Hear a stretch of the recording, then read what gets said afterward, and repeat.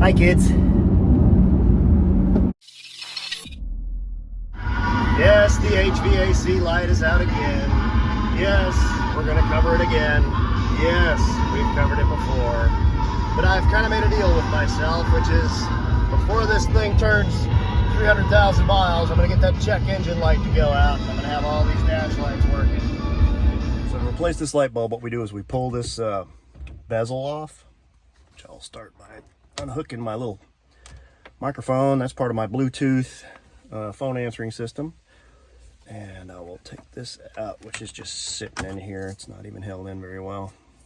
Here they make a little plastic trim tool that's really great for getting behind the edge of the bezel and pulling out on it, but it just pulls off. And pop it loose. There are no fasteners that hold that on other than these little push-in clips, so it's not too hard to get out.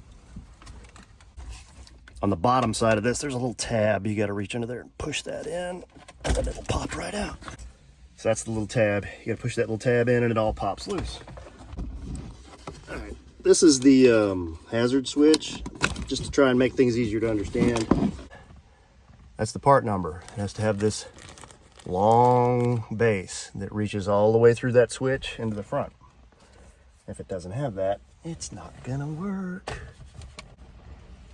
So take our screwdriver bit, go in here, turn that, and it should pop out. Ta-da!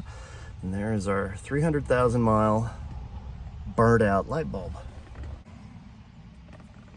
It just drops in. These being incandescent bulbs, they are not polarized. Doesn't matter which way it goes. If you're trying to swap this out for LEDs, a lot of them do matter which way it goes. And here's what it looks like when you're done. Your slot for your screwdriver should be pointing at locked. See? If it's not locked in. It's gonna fall out when you get going down the road. You can plug in our emergency switch. There we go. All right, there's our emergency switch plugged back in. Plug this green plug back in with the little tab facing down. That's it, kids. Start putting stuff back together. This piece snaps back on. More about the LEDs. The LEDs I've seen when they get put in here, you know, you can turn these, like, instead of being whitish, they'll be like bluish or greenish or reddish or whatever it is you're trying to make them look like. The problem that I have with them is this little red dial indicator up here. When you put LEDs in, they tend to not work because they don't really seem to like the colored LEDs. I don't really know why, but they don't light up. And for that reason, I'm not interested in the LEDs. When I'm driving at night, I want to be able to look over here and see my dials. And what's the point of having these things lit up if you can't tell what the hell they're set at? I don't get it.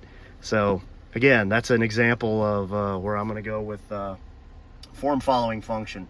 It needs to work correctly for me to think it's cool.